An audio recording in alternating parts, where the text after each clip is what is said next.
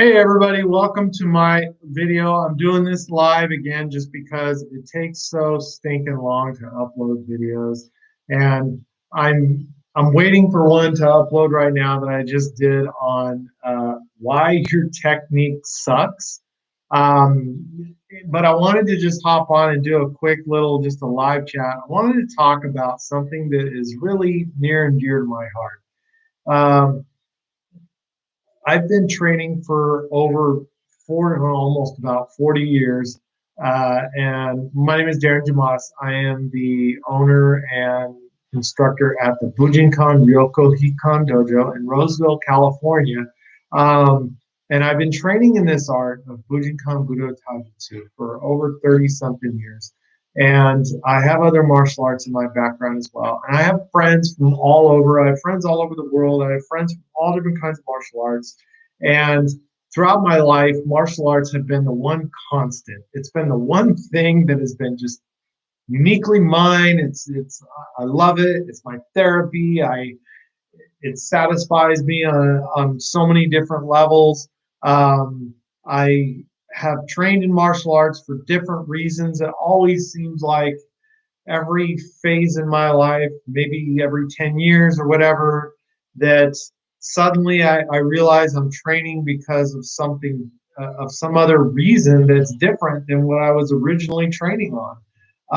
And I think that's important because martial arts have evolved, and martial arts are all about evolution. It's about adapting and surviving and thriving. And through martial arts, humanity has been able to continue. Um, and so, for me personally, my martial arts path really has gone hand in hand with my own evolution as a man, growing from a young man through all my 20s and my 30s and my 40s, and now I'm in my 50s. And so, the martial arts has evolved with me and has meant different things to me.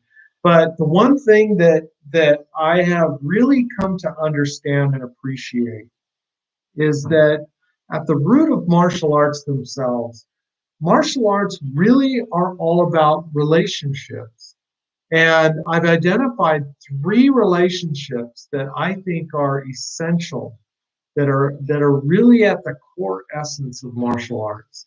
And especially, I mean, unless you're living in an area where there's wars and things like that, martial arts themselves become more of like a personal journey for people. Um, but these same things really do apply, these relationships. So I'm gonna explain each one very briefly, but I think you're gonna find that you can relate to this. I really do. And this is something that I think, if you're a struggling martial artist and you're kind of looking at, why am I still training? You're kind of losing that fire. We've all been there. We all experienced it. I've experienced it throughout so many different times.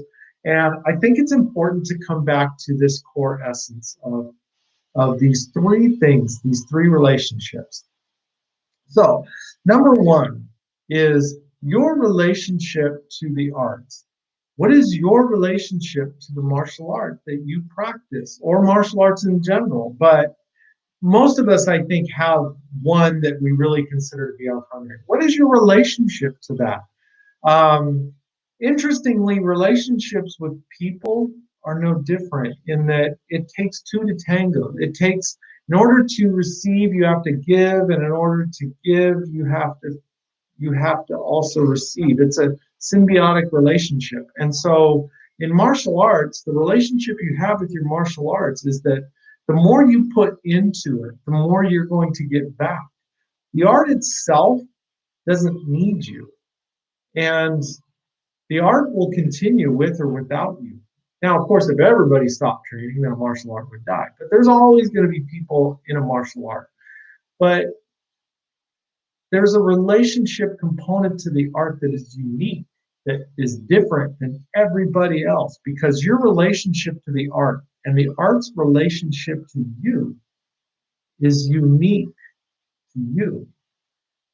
because you and I can train in the same martial art, but my relationship to the art and the relationship the art has with me is deeply personal. It's deeply personal. My relationship with my teachers is deeply personal. And so, because it's personal, it's connected to me. It's not some generic thing that everybody shares. And so that really, really adds a value to it. So if you find that, maybe you're struggling, take a look at your relationship to your art.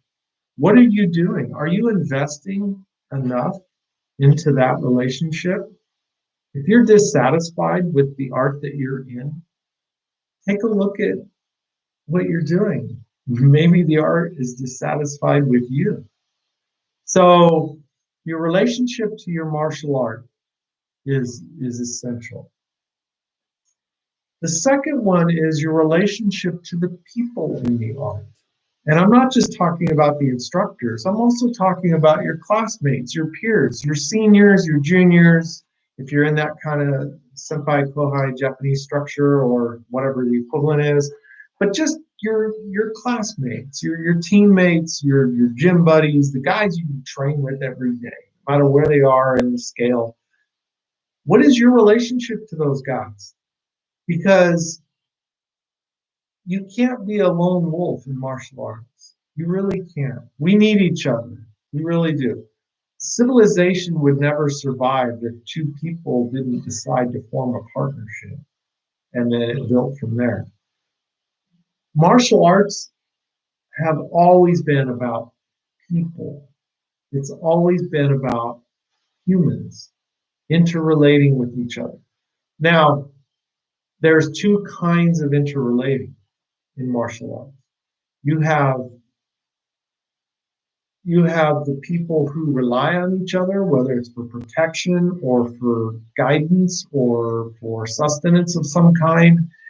And then you have the relationship of the opponents, the enemies, the ones that want to take that away or affect that, affect you in some negative way. And there's that relationship. So you have a relationship of conflict and you have a relationship of agreement.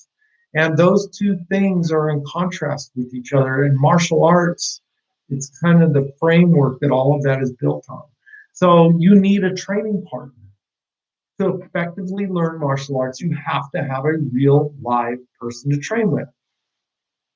And you have to have a level of honesty and trust with that person or those people. You have to be able to trust that they're not going to injure you. And they are going to trust that you are not going to hurt or injure them. And that creates a relationship that's different because you can have all kinds of different relationships with different people, but there's nothing like a martial arts relationship. There's just something about that that's different. And like you can take a class, let's say at a college, and you can have a classmate and you can develop an academic relationship with somebody.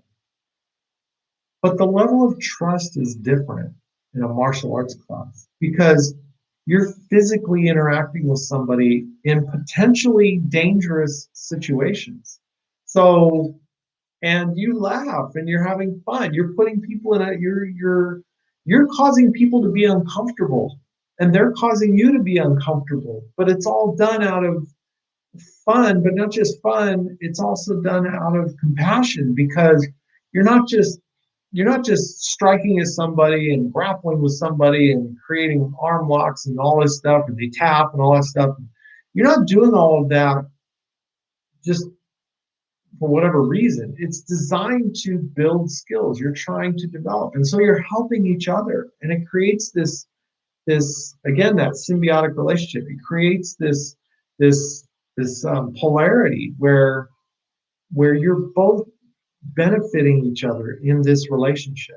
So again, if you find that maybe you're struggling in your art, maybe you're struggling in your satisfaction of the art, take a look at your relationships with your peers, the people that you actually train with, and even go broader than that, and just the people you interact with. I have friends from all over the world in different martial arts, and I love to talk to them. We chat and do each other's garbage and whatever, but it's fun. It's a community, and I really enjoy it. And our martial art is called the Bujinkan, and Bujin is warrior spirit. Kan means hall, and it's the idea of, you can imagine like a big giant hall, and how we're all together, and it's this idea of community, that we're all working together. And in our classes, we actually start class with a bow-in ceremony that includes the phrase "onegaishimasu," which is "please help me" or "please assist me." And it actually starts with the instructor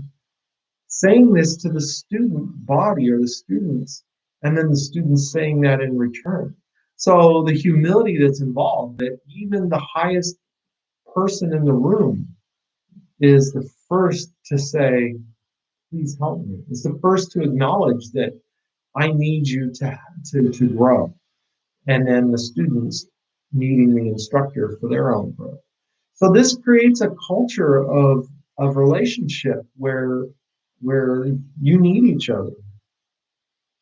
Lastly, you have the relationship to yourself.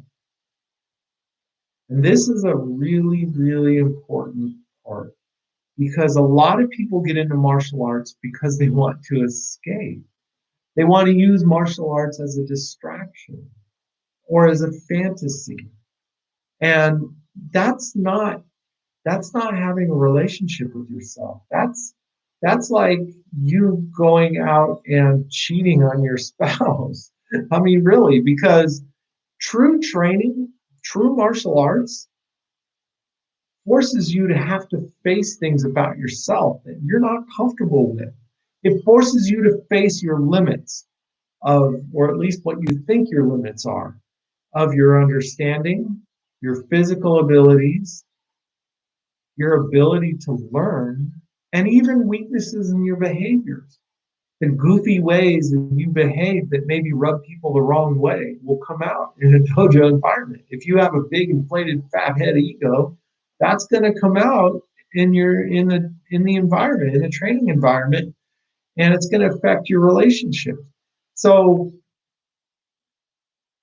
we're learning to develop a relationship with yourself is learning to accept yourself in your current state, the good, the bad, the ugly, but to also know that you are always more than your current state.